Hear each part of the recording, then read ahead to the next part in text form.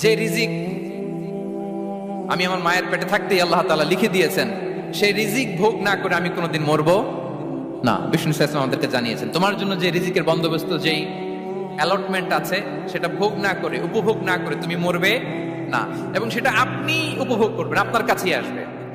ধরুন আপনারা যে ফল আমেরিকাতে খান, এটা কি আমেরিকায় চাষ হয় ফল, নাকি কানাডা মেক্সিকো থেকে আসে?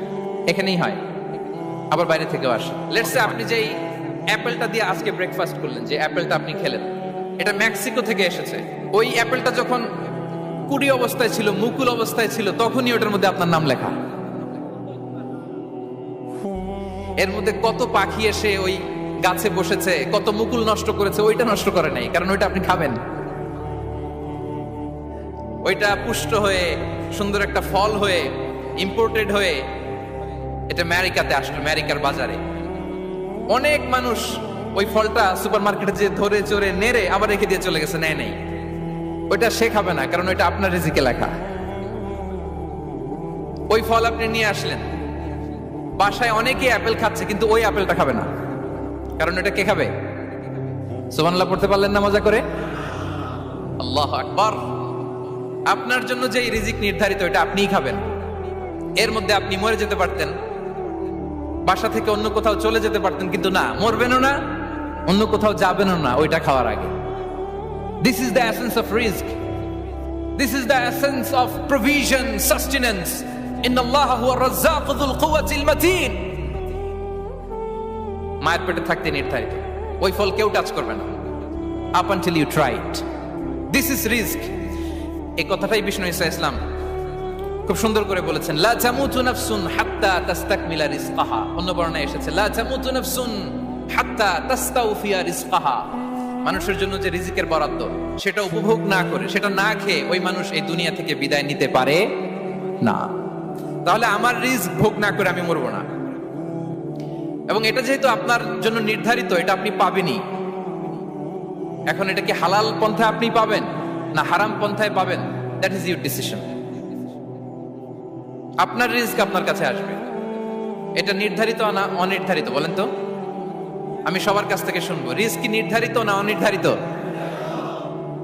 ফিক্সড, নির্ধারিত। ফর এন এক্সাম্পল, ধরুন আপনি সারা জীবনে 1 কোটি টাকা ইনকাম করবেন। কয় কোটি? 1 কোটি টাকা ইনকাম করবেন, এটা নির্ধারিত, আল্লাহ তাআলা ফিক্স করে ফেলেছেন, এটা আল্লাহর সিদ্ধান্ত। কিন্তু এই 1 কোটি হালাল পন্থায় আপনি উপার্জন করবেন না হারাম পন্থায়, এটা আপনার সিদ্ধান্ত। So now the decision is yours. যদি আপনি পরিশ্রমী হন, যদি আপনি সৎ পথ অবলম্বন করেন, তাহলে ওই 1 কোটি আসবে আপনার কাছে, কিন্তু হালাল পন্থায়। আর যদি আপনি হালাল হারাম মিক্স করেন, টেবিলের উপর দিয়েও নেন, নিচ দিয়েও নেন, আসবে কিন্তু 1 কোটি। আসবে কয় কোটি? কথা বোঝে নাই বোধহয়। টেবিলের নিচ দিয়েও যদি নেন, সারা জীবনে আপনি পাবেন কত? 1 কোটি। So now the decision is years. সিদ্ধান্ত আপনার। হালাল পন্থায় উপার্জন করবেন না হারাম পন্থায়? বলেন, হালাল না হারাম? হারামের সাথে আমাদের কোনো সম্পর্ক? হারামকে আমরা এই কনভেনশন সেন্টার থেকে না বলে দিলাম, আওয়াজ করে বলুন নো। হারামের সাথে আমাদের কোনো সম্পর্ক? আল্লাহ তাআলার দেয়া বরাদ্দ রিস্ক আমরা হালাল পন্থায় উপার্জন করবো ইনশাআল্লাহ। বলেন। তাহলে মায়ের পেট থেকে নির্ধারিত হয়ে গেল, আমারটা আমি পেলাম, হালাল ভাবে আমি নিব। আরেকটা জিনিস মনে রাখতে হবে, যে কেউ কারো রিজিকে ভাগ বসায় না, কেউ না। আমরা অনেকে মনে করি যে আমি ওকে দিলাম, ওকে খাওয়াইলাম, আমি বোধহয় খাওয়াইলাম। না, সে আপনারটা খায় নাই, সে তার রিজিকই খেয়েছে। আমাদের ঘরে আমাদের বন্ধু বান্ধব আসে অনেক সময়, আমাদের ঘরে অনেক সময় অতিথি আসে, তাদেরকে আমরা আপ্যায়ন করি, তাদেরকে খাওয়াই। আসলে সে আমারটা খায় না, সে কারটা খায়? তার নিজেরটাই খায়।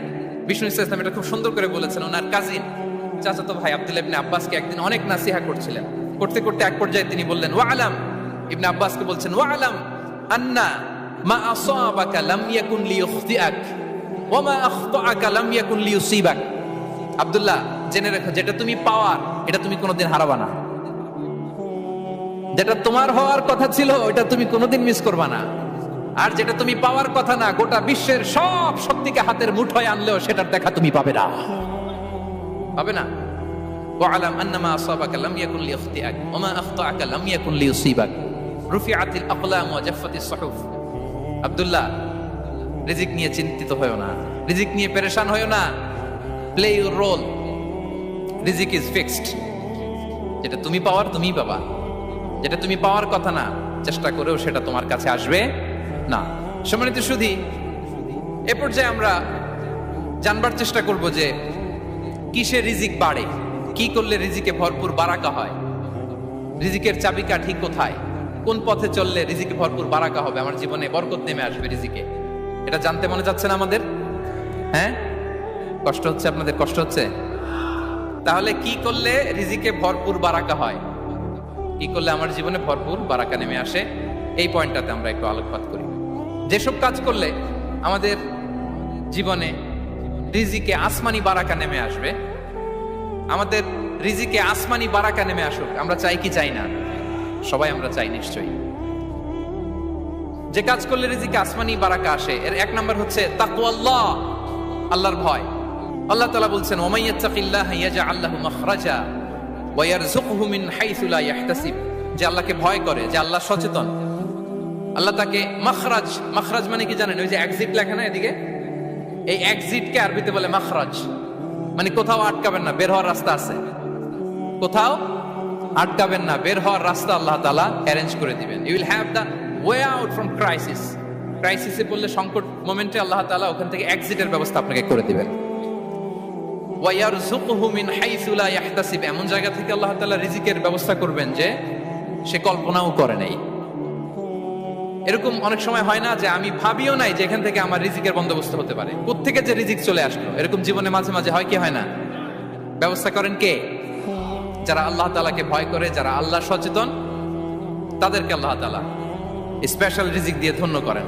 তাকওয়াল্লাহ। পুরো কোরআনের মূল শিক্ষা কি? পুরো ইসলামের এসেন্স কি, জিস্ট কি, সারাংশ কি যদি আমাকে জিজ্ঞেস করা হয়, আমি বলবো তাকওয়াল্লাহ, আল্লাহর ভয়, আল্লাহর সচেতনতা। Allah is watching me, Allah is observing me. আল্লাহ তাআলা আমায় দেখছেন, আমি যাই করি না কেন, দরজা বন্ধ করে, জানালা বন্ধ করে, সব বন্ধ করেও যদি করি, পৃথিবীর সবার চোখ ফাঁকি দেয়া গেল, আল্লাহর চোখ ফাঁকি দেয়া যায়? পুলিশের চোখ ফাঁকি দেয়া যায়, সিকিউরিটির চোখ ফাঁকি দেওয়া যায়, আমার সাথের বন্ধুদের চোখ ফাঁকি দেয়া যায়, ফাঁকি দেয়া যায় না একটা মহান সত্তার চোখ। তিনি কে? এই যে সেন্সেশন, অনুভূতি, দিস ইজ তাকওয়া। এই অনুভূতিটার নামই হচ্ছে তাকওয়া, যে আমি যাই করি, যেভাবে করি, যখন করি, কেউ দেখে না, কিন্তু দেখে কে? কেউ যেটা দেখে না সেটা দেখে কে? দিস ইজ তাকওয়া।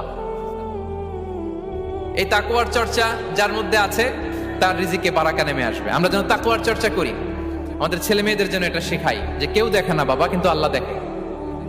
ছোটবেলা থেকে যদি আমাদের সোনামণিদের ব্রেইনে এই তাকওয়াল্লাহ নামের এই সফটওয়্যারটা ইনস্টল করে দেই, আর কোনোদিন সে বিপদগামী হবে না, পথচ্যুত হবে না।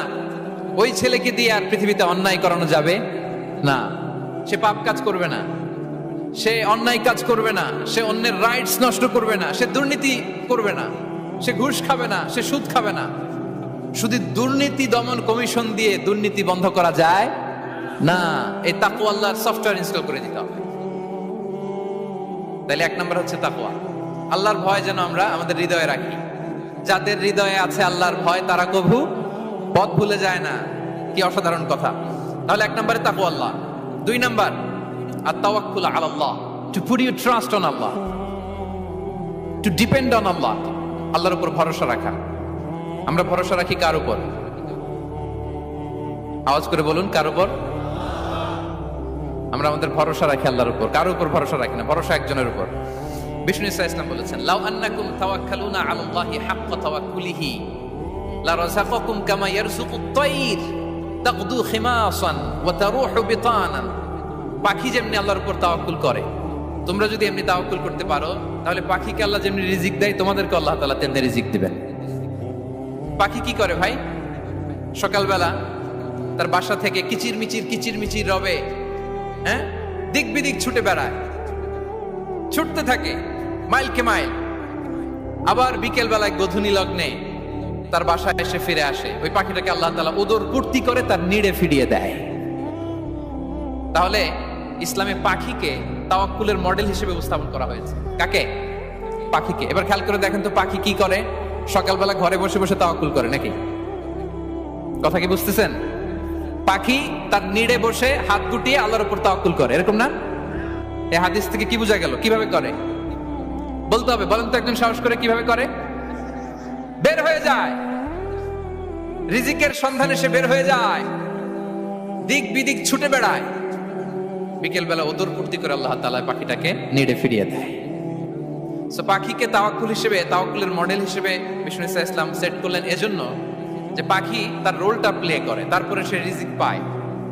এটা হচ্ছে রিজিকের এসেন্স, যে আমাদের রোলটা আমাদের প্লে করতে হবে, আমাদেরকে আমাদের চেষ্টাটুকুন করতে হবে, তারপরে আল্লাহ তাআলার উপর আমরা ভরসা করব। ইসলামে তাওয়াক্কুল is always at the second stage. The first stage is your role, your effort, your precaution, তারপরে হচ্ছে তাওয়াক্কুল। তাহলে বলেন, ইসলামে আগে তাওয়াক্কুল না পরে তাওয়াক্কুল? পরে। ইকিলহা সুম্মা তাওয়াক্কাল আলাল্লাহ। এক সাহাবী বলেন, ইয়া রাসূলুল্লাহ, আমার ওটের রশিটা গাছে বেঁধে তারপরে তাওয়াক্কুল করব না ছেড়ে দিয়ে তাওয়াক্কুল করব? বিষ্ণু ইসলাম বললেন, ইকিলহা সুম্মা তাওয়াক্কাল আলাল্লাহ। আগে গাছের মধ্যে রশি দিয়ে টাইট করে বাঁধো, তারপরে তাওয়াক্কুল করো। সুবহানাল্লাহি ওয়া বিহামদিহি। তাহলে এইরকম তাওয়াক্কুল যদি করা যায় পাখির মতো, আপনার রিজিকের কোনো অভাব হবে না। কিন্তু আমাদের সমস্যা যেটা, প্রিয় ভাই এবং বোনেরা, আমরা আমাদের অলসতা, অপারগতা, আমাদের কি বলবো হীনমন্যতা, আমাদের কর্মহীনতাকে তাওয়াক্কুল বানিয়ে নিয়েছি। বুঝতে পেরেছেন? আমরা আমাদের অলসতাকে বানিয়েছি কি? তাওয়াক্কুল। আমাদের কর্মহীনতাকে বানিয়েছি কি? তাওয়াক্কুল। আমরা কি করি? আমরা বলি আল্লাহর উপর ভরসা করলাম, নিজে কিছু না করে। কি বলে আমাদের বাংলা একটা কথা বলে, যা করে আল্লাহ। নিজের কোনো রোল প্লে নাই, নিজের কোনো প্রিকশন নাই, কোনো প্ল্যানিং নাই, কোনো পলিসি নাই, কোনো স্ট্র্যাটেজি নাই, বলে আল্লাহর উপর ভরসা করলাম, যা করে আল্লাহ। এরকম বলে না? এই যে যা করে আল্লাহ বলে যে তাওয়াক্কুল করলেন, এটা বিষ্ণু ইসলামের শিখানো পন্থায় তাওয়াক্কুল হয়েছে? কথা বলেন, হয়েছে? বিষ্ণু ইসলাম তো অপারগতা, দারিদ্রতা, অলসতা, অকর্মণ্যতা থেকে আল্লাহর কাছে পানাহ চেয়েছেন। তা আপনি এটা কি তাওয়াক্কুল করলেন? এটা তাওয়াক্কুল হয়নি। তাওয়াক্কুলের একটা সুন্দর পিকচার আমি আপনাদের সামনে এখন উপস্থাপন করব। তাওয়াক্কুল কিভাবে করতে হয় আমরা একটু বিষ্ণু ইসলামের বায়োগ্রাফি থেকে দেখি। রাসূল সাল্লাল্লাহু আলাইহি ওয়াসাল্লামের হিজরতের ঘটনাটা আমি 1 মিনিটে একটু আপনাদেরকে সংক্ষেপে শোনাই, যে তাওয়াক্কুল কিভাবে তিনি করেন। ইসলামে তাওয়াক্কুল হচ্ছে কর্ম শেষে ফলাফলের জন্য আল্লাহর উপর নির্ভর করা। কারণ আমি কাজ করলাম, ফলাফল পজিটিভ হইতে পারে, নেগেটিভ হইতে পারে, ওটা নির্ধারণ করবে কে? ফয়সালা দেয় কে? তাহলে আমরা দেখি যে বিষ্ণু ইসলাম তিনি কিভাবে তাওয়াক্কুল করেছেন। যেদিন তিনি হিজরত করবেন, রাসূল সাল্লাল্লাহু আলাইহি ওয়াসাল্লামকে অনুমতি দেয়া হলো, সেদিন হিজরতের অনুমতি যে তিনি পেয়েছেন, মাইগ্রেশনের অনুমতি যে তিনি পেয়েছেন, এটা জানানোর জন্য তিনি আবু বকরের ঘরে চলে গেলেন দুপুরবেলা। কখন? প্রশ্নের উত্তর দিতে হবে, কখন? ফি ওয়াক্তিদ যাহিরা, দুপুরে। রাসূল সাল্লাল্লাহু আলাইহি ওয়াসাল্লাম দুপুরে বেরোতেন না। শুধু রাসূল সাল্লাল্লাহু আলাইহি ওয়াসাল্লামই না, আরবের লোকেরা দুপুরে বের হতো না, কারণ ওইটাকে বলা হতো ওয়াক্তুল কাইলুলা। আমরা পাওয়ার ন্যাপ নেই না, এই পাওয়ার ন্যাপের টাইম ছিল তখন। বাইরে প্রচন্ড রোদ, কেউ বেরোতো না, বিষ্ণু সাল্লাল্লাহু আলাইহি ওয়াসাল্লাম বেরোতেন না। দেখেন বিষ্ণু সাল্লাল্লাহু আলাইহি ওয়াসাল্লাম ওনার চিরাচরিত অভ্যাসকে, হ্যাবিটকে ব্রেক করে দুপুরে বেরোলেন। বিষ্ণু সাল্লাল্লাহু আলাইহি ওয়াসাল্লাম কখনো মাস্ক পরতেন না, মানে মুখ ঢেকে চলতেন না, সবসময় মুখ খোলা। ওই দিন তিনি মাস্ক পরে বেরোলেন।